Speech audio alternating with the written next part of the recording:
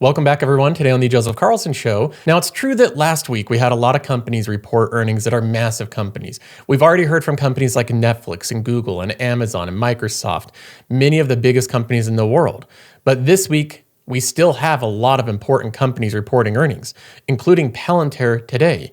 Is it true that Palantir is the most overvalued company of all time that's ever existed all throughout humanity? Or is there more to Palantir? We'll be looking at that one. It's reporting earnings after market close today. And then throughout the rest of the week, we have more and more companies reporting earnings, including Uber and AMD and Spotify and Shopify and DoorDash and FICO and Texas Roadhouse and even Duolingo. One of the most viral investments I've ever made. Duolingo is all anybody wants to talk about, but I'll be telling you what's really going to be happening with Duolingo's earnings this week. Now, outside of the earnings reports coming up this week, we also have big news that Tom Lee went on to CNBC. He reiterated that he believes the market's going to continue upwards this week, aggressively. He believes the bull market will continue. We also have news that Amazon, one of my largest positions, they announced the big deal, the OpenAI deal. And then finally, we have the fail of the week, which in this case is the leader of OpenAI, Sam Altman. In an interview, one of his biggest investors, one of his biggest advocates and cheerleaders, Brad Gerstner, asked a very simple, benign question. Simply just asked how OpenAI can fulfill on some of its obligations. And Sam Altman reacted sharply and defensively, rebuking him and challenging him to short the stock. We'll be going over this reaction, looking at the video and why it's the fail of the week. So we have a ton to get to, a lot to go through in this episode, and we kick things off today by looking at the earnings calendar.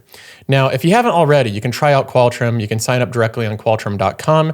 And part of this, you get an earnings calendar that shows you Monday through Friday, before market open, after market close. You can actually filter it by your watch list. For example, I can say companies that are my top considerations. These are the ones that I'm looking at.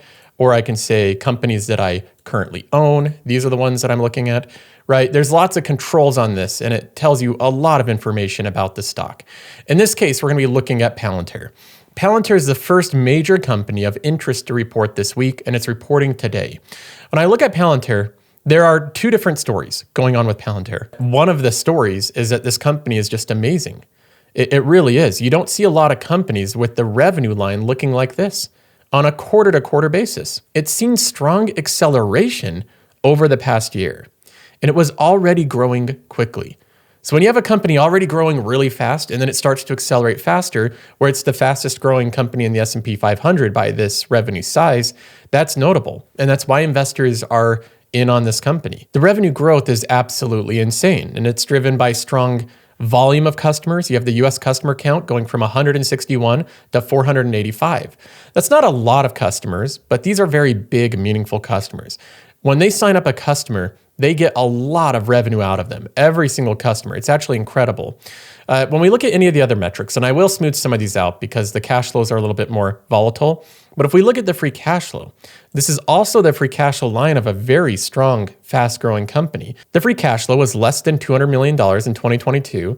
The free cash flow is $1.7 billion as of the trailing 12 months of last quarter, and it's likely going to continue to grow. The earnings per share are growing rather quick, from 6 cents to 30 cents over just the past year or so. So earnings per share is up, the cash is up, the margins continue to go up. So Palantir is a world-class AI company, huge customer count growth, and with each customer, they're making a fortune in revenue. And they offer a product that is the most hot product in one of the most hot bull markets. The other part of the story is the valuation. The valuation of Palantir is a valuation that I've never seen before in the stock market ever. And not only have I not seen it in the past 10 years of me looking at this type of stuff every single day, but I've also just never heard of it. I've never read about it in a history book. I've never seen an instance like this ever. This is genuinely, frankly, new territory. Palantir investors are stepping in brand new territory with this valuation. And by that, I mean a company that has over a $400 billion market cap. So this isn't some $5 billion company trading with wild expectations. This isn't some little unicorn. This is a company almost as big as Netflix, bigger than Salesforce. It's big. It's a top 20 company. $400+ billion market cap with a price to sales of 134 trailing. On a forward basis, the price to sales is about 90. That's something I've just never seen before, ever. And this is being driven by a strong combination of the fundamentals of the company, which are, again, they're phenomenal, and the momentum. Now, if we look at a visual here, this is what Palantir looks like. When you map out the PE ratio from left to right, it's one of the highest PEs in the market. Again, only Tesla and Boeing really coming close. But then when you map it out on a price to forward-looking sales, and Palantir is nowhere close to anyone else. It's trading at the most premium valuation of any company in the market. So we have these two sides of Palantir stock, an amazing company with incredible fundamentals, but we also have a valuation that prices in a ton of momentum. And that puts this stock in a very difficult spot. For me, this stock, even though the fundamentals are incredible, it's far too reliant on far too fast of growth. I think it's too reliant on it. If you look at Palantir, I believe if there's any deceleration, any weakness whatsoever, the stock is going to be in a lot of trouble. That's what you have baked into it. Now, Palantir investors may be right. Maybe it continues to just accelerate and outperform. Maybe it becomes $1 trillion plus company. That could be the case. But I just think there's more safe bets, ones that are a little bit more conservative, that don't rely on a company already pricing in so much future expectations. Even though I think it's going to beat on its revenue and its earnings, it's not one that I'm interested in jumping in now at this valuation. Now, if we go back to the weekly calendar, Palantir is really the only meaningful one today. Then we get into Tuesday before market open. We have Shopify, Uber, and Spotify. Let's go ahead and start off with Shopify here. This is one that I've had on the watch list for some time. I really like Shopify. I really do love this stock. There's a lot more to it than people think. People just view Shopify as an online retail hosting website. Like if you want to start a little business and you want to sell some merchandise, you can sell it on Shopify. That's a very outdated view of this company. Shopify is hosting massive amounts of sales with large companies selling big, meaningful products. It has become the go-to place for self-hosted, do-it-yourself businesses. Unless you want to sell on Amazon or Walmart.com, you're likely going to be selling on Shopify. What we'll see with Shopify is this company continue to talk about how they're growing generally all throughout the world, including international and European expansion. They have a lot of momentum in that category. Growth and adoption of AI-powered commerce tools, recent launches like Universal Cart, Checkout Kit, the expansion of Sidekick, store builder tools represent Shopify's push into AI-driven commerce. So they're doing the same thing as every other company, intertwining their entire company with AI-driven products and services. There's also a big push for Shopify to get into bigger companies, success in upmarket and new industry verticals. Shopify's strategy to attract a larger enterprise merchants and diversify into industries such as B2B, industrial, and non-traditional retail was emphasized as a growth lever. So as investors, we should be looking at whether or not they're gaining in that goal of getting these larger enterprise companies, as well as not even business to customer. They're doing business to business websites now. Performance of merchant solutions, payments, and Shop Pay. This is the part that I'm probably the most excited about with Shopify. This is under Shopify Capital. So they're also growing again as like a company that's like a PayPal or another payment company right within Shopify, which I think is a really good place to go. I'd give Shopify about a 70% chance of beating on their revenue and earnings. Now, next up, we have Uber, one of the most popular retail stocks. This is one that a lot of investors are excited about, reporting earnings at the same time. This is one that I've always had a positive view on Uber. I gave it a 90% chance of being a really good investment. 10% is that Tesla, Waymo, all those companies start to crowd out Uber, and that kind of overshadows the story. But I thought, that's a minority chance. That's not likely to happen. I think far more than likely, Uber will find a way to just evolve and fill in the cracks from what Waymo and Tesla and Zoox and the other robotaxis do. For example, Waymo today just announced that they're opening up in 3 new cities. Now, we haven't really heard how that's going to affect Uber, but we're at the point where Uber investors just aren't concerned about it. They're not too concerned about the ever-growing presence of Waymo and the expansion of Waymo. That part of the story is largely baked into the stock price. For me personally, I do like Uber stock. I like it a lot.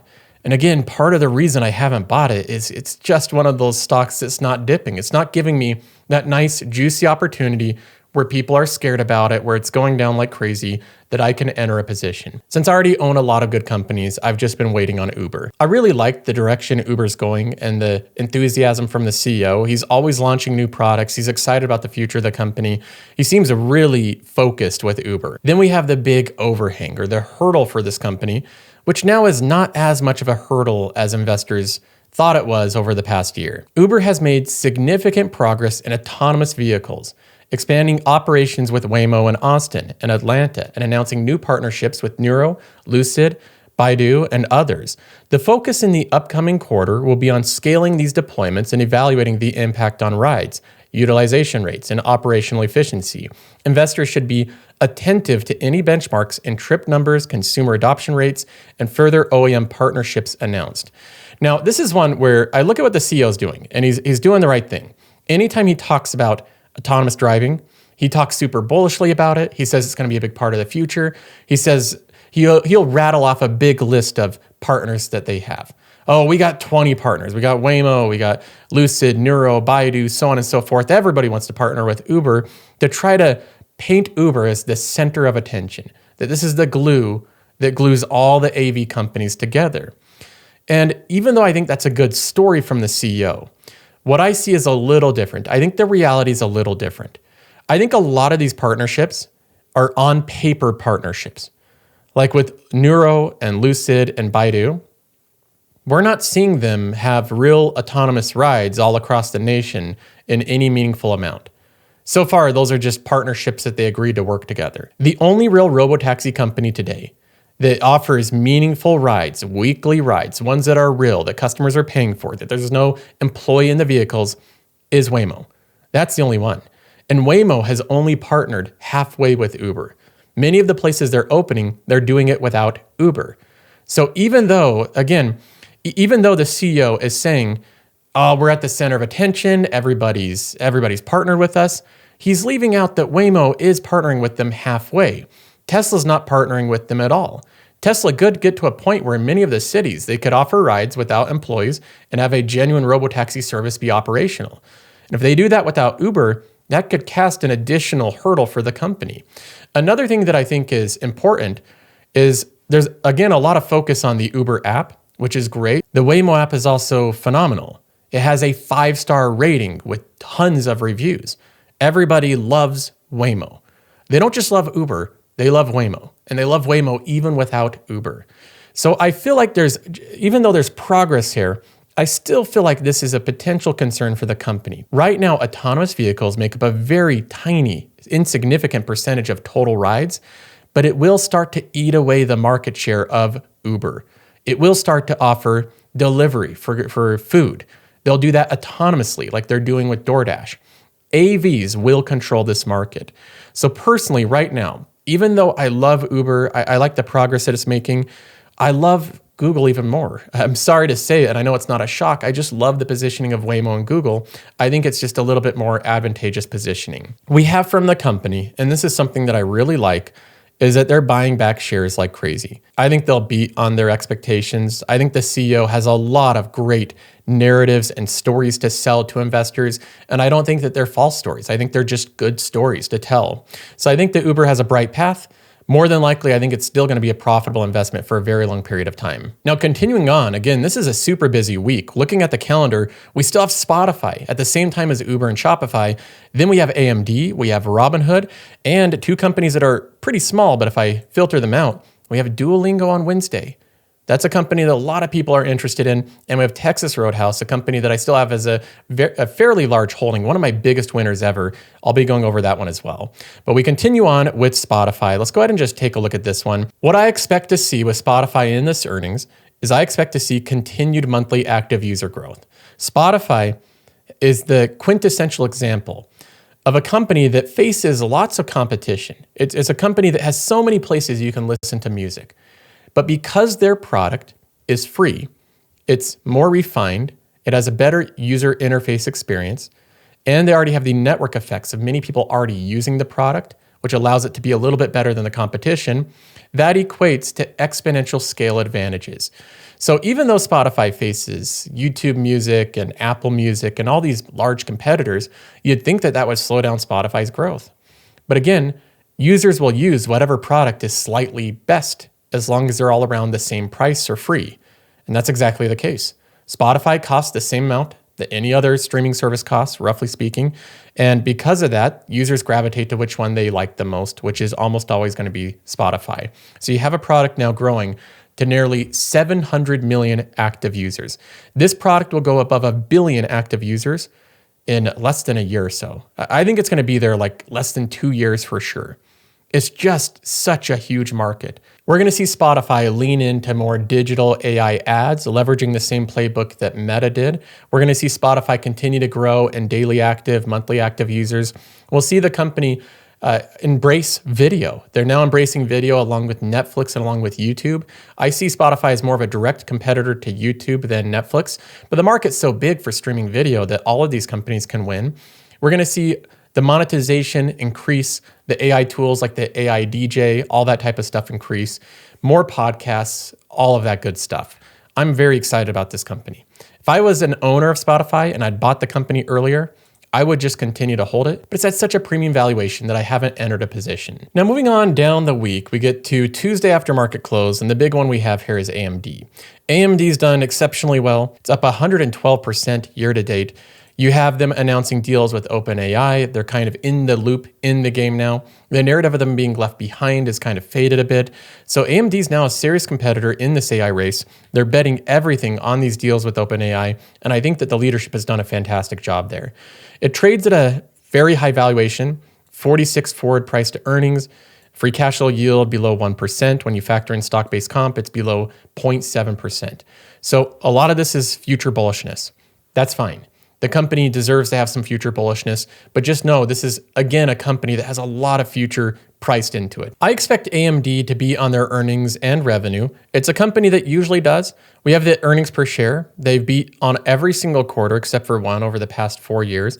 We look at the revenue. This is, again, the odds are in your favor of this company coming in above. And there's no reason over the past quarter that they should come in under. And even if they do, their guidance should more than make up for it. This is, again, a company that has numerous bullish catalysts going into this earnings. So I can't see anything going too wrong this earnings. I'd be shocked if there's a big sell-off. Maybe it could happen, but I don't see it. Now, moving forward throughout the week, we get into Wednesday. Before market open, there's none too interesting there. After market close is really where we get into it. We have FICO right down here reporting earnings, as well as way down here, one of the smaller companies that's in my portfolio, which is Duolingo. I'll go ahead and just mention a few things on FICO before jumping into Duolingo. My summary of how I feel about FICO right now is I believe the company fundamentally will do well. It's going to continue growing. They have a lot of pricing power. They're competing well against Equifax and the other credit bureaus.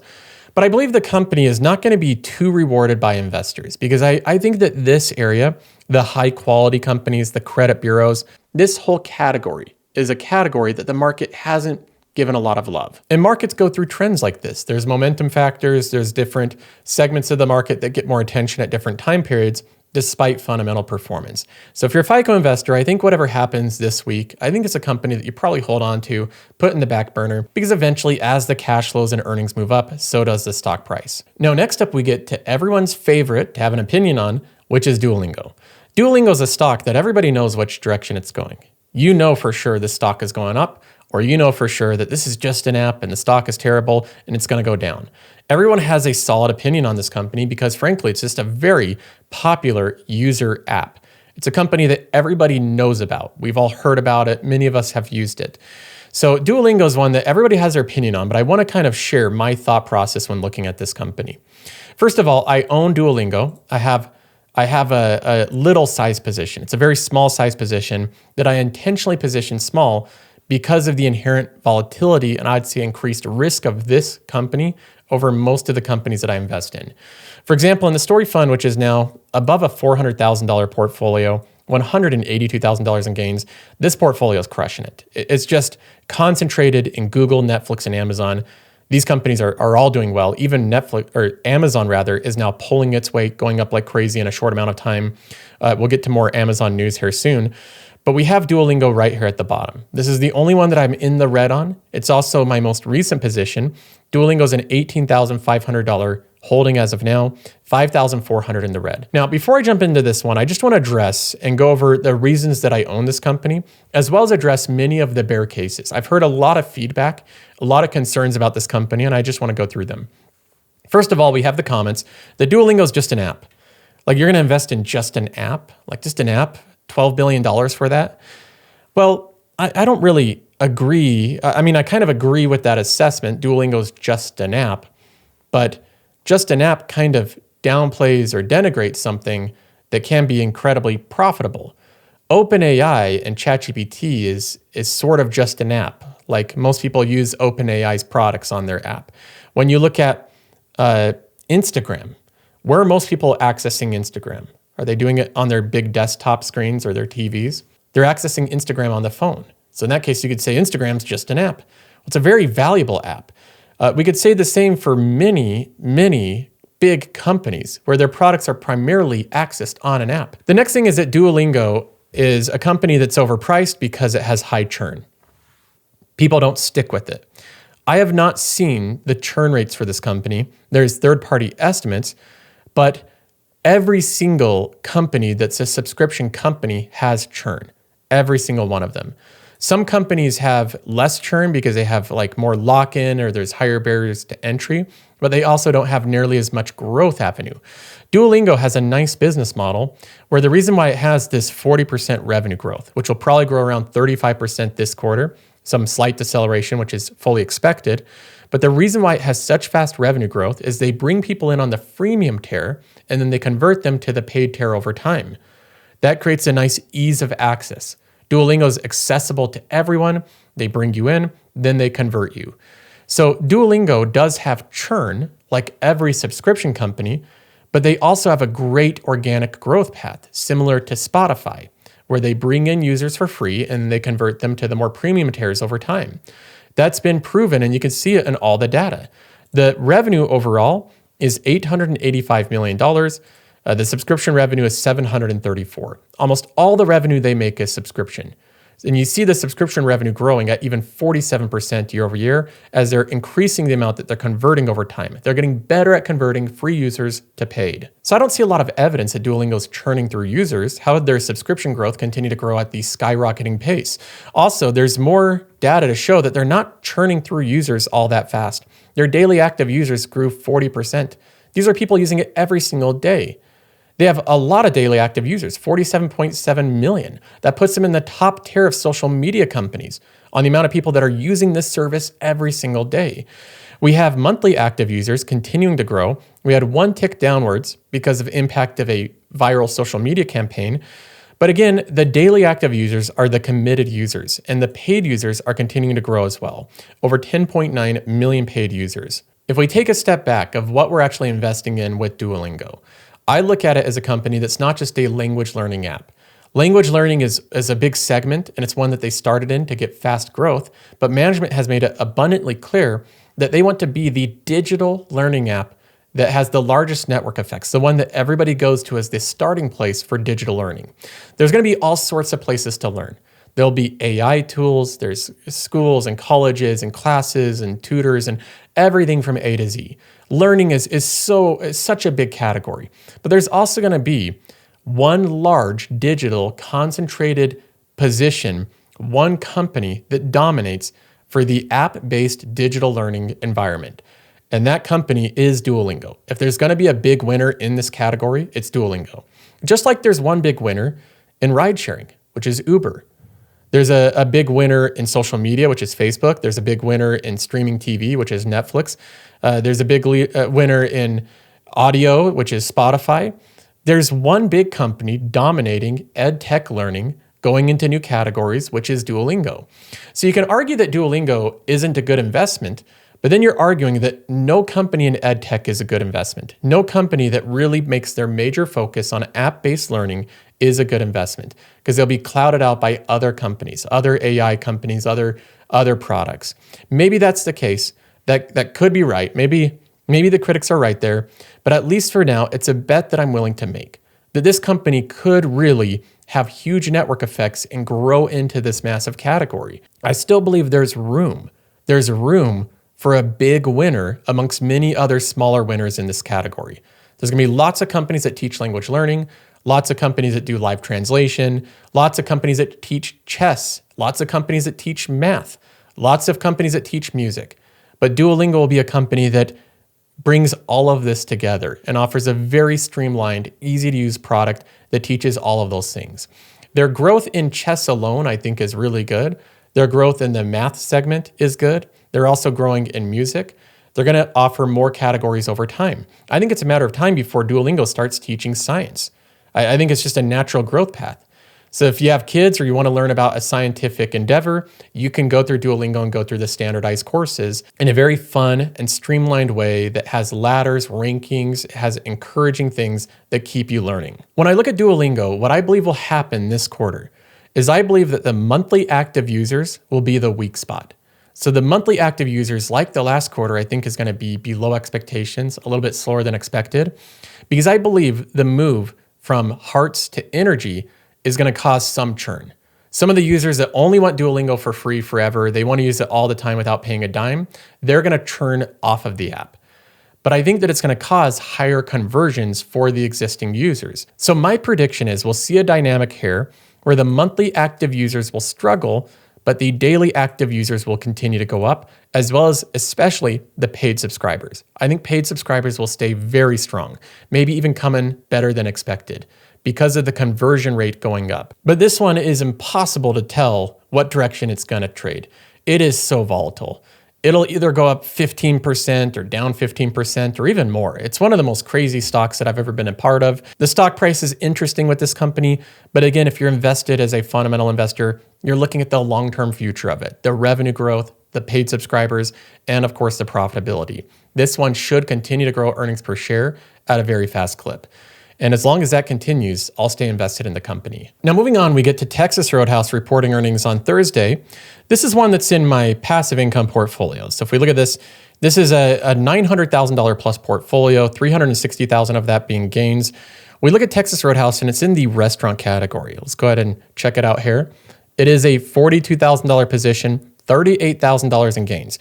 Now, this position grew to around $75,000 and I sold about half of it. So I've taken a lot off the table on this one. And part of the reason why is because as good as Texas Roadhouse is, which I believe it's a top tier restaurant, it really is, I don't like having a small restaurant as a top 3 position. I just don't feel comfortable with it. Again, and that's saying a lot because I really like Texas Roadhouse. I think the company's phenomenal. It's a genuine compounding machine. It's outperformed many of the best tech companies over the past 20 years. But I feel like there's some prudency in taking a restaurant down in size as a position. For example, the top position in Bill Ackman's portfolio, or one of the biggest, has been Chipotle for a long period of time.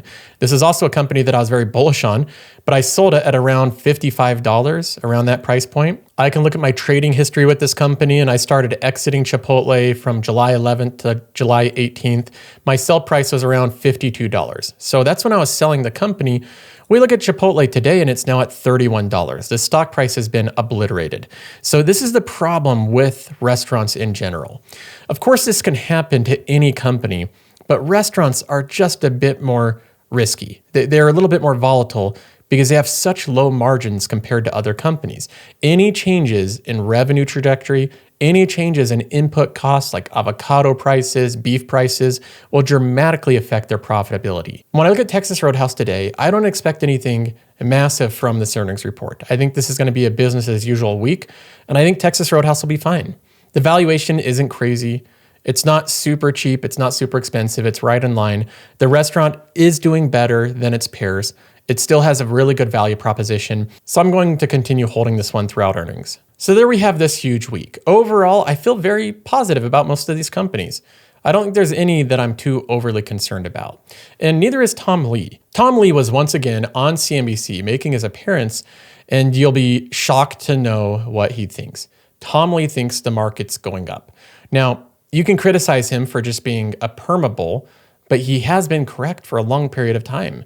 And even where other investors were panicking, Tom Lee said that this stuff is going to be short-lived, that the market's going to go higher. And we'll go through his main arguments of why the market will continue to go higher throughout this year. The first reason that this market will continue to go up is historical precedents. He outlines how what has happened over the past 6 months is a huge indication that we're going to have a strong close to the end of this year. That's right. I think the market has a lot of walls of worry because we've got the shutdown, we've got China, we got the Fed speak, but the market's been up 6 months in a row now. Only 6 times since 1928 that's happened.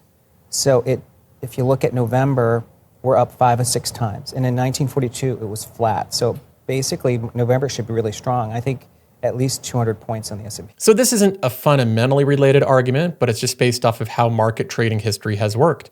Based off of history, we should continue to go up. The next point he brings up is how the market is actually negative in its sentiment. It's not bullish right now, which is a bullish point to bring up. Not positive, is it? You mentioned the wall of worry. Yeah, I mean, if you look at it like AAII, the average sentiment this year is still minus 11.5, like net solidly bearish. That's only happened 3 other times in 35 years, all in the middle of bear markets. So investors feel like it's a bear market, but we're up 17%, which kind of tells me I think there's a big performance chase into year end. You know, over 80% of fund managers are missing their benchmark this year. Over 80% of fund managers are missing their benchmarks this year because all the gains have been concentrated in a handful of few companies. And there's been widespread bearish sentiment.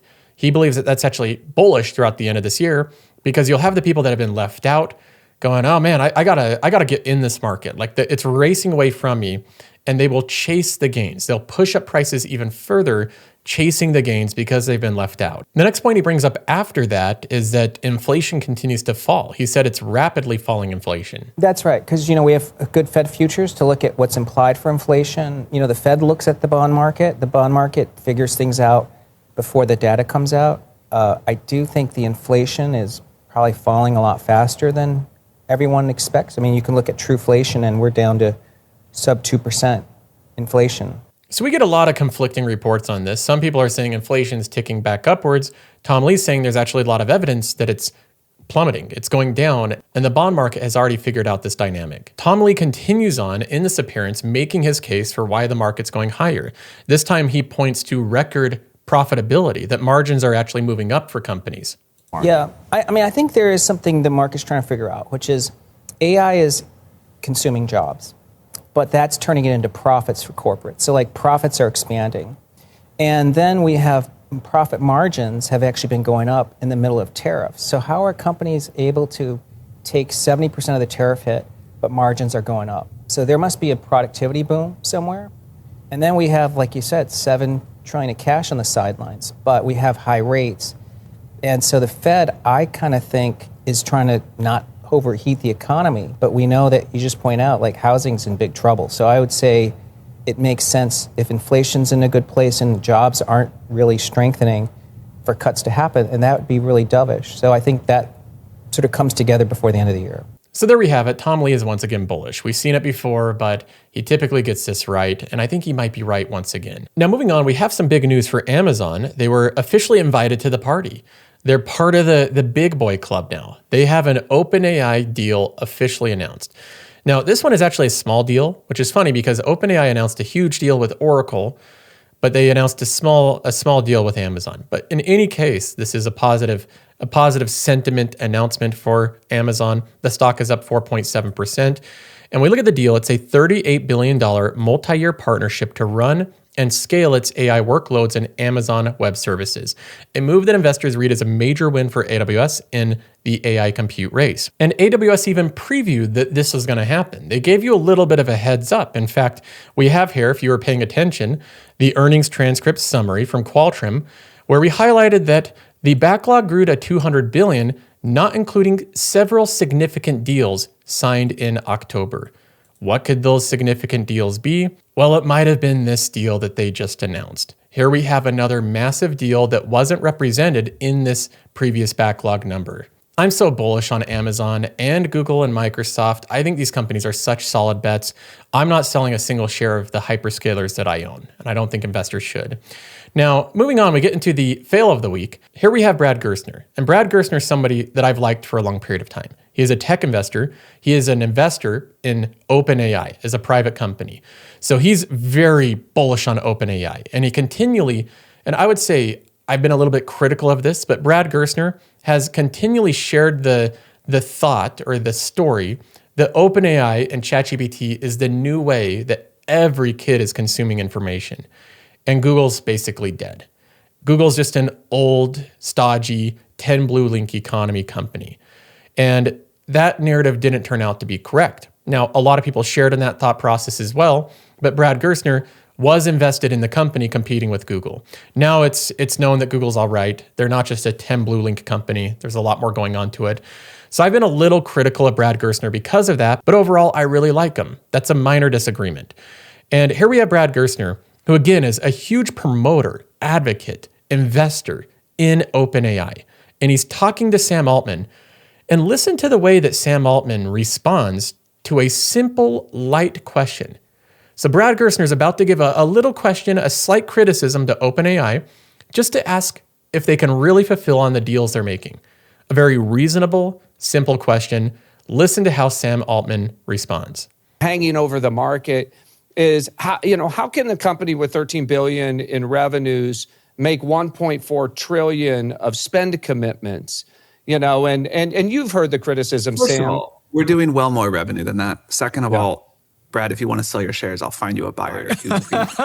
I just enough. People are. I think there's a lot of people who would love to buy OpenAI shares. I don't think you would, including myself. Including myself. People who talk with a lot of breathless concern about it. So here we have Brad Gerstner saying, there's reportedly like $12 billion in revenue. How do you fulfill on $600 billion of spend commitments, right? He's just talking about the gap between the revenue OpenAI earns today and the gaps in the big headline commitments they're making. A totally reasonable question. The way that Sam Altman responds to it is he's indignant. Immediately saying, Brad, we make way more than that, and if you want to sell your shares, I can find buyers for them. You want to sell your shares, Brad? Go ahead, you can sell your shares.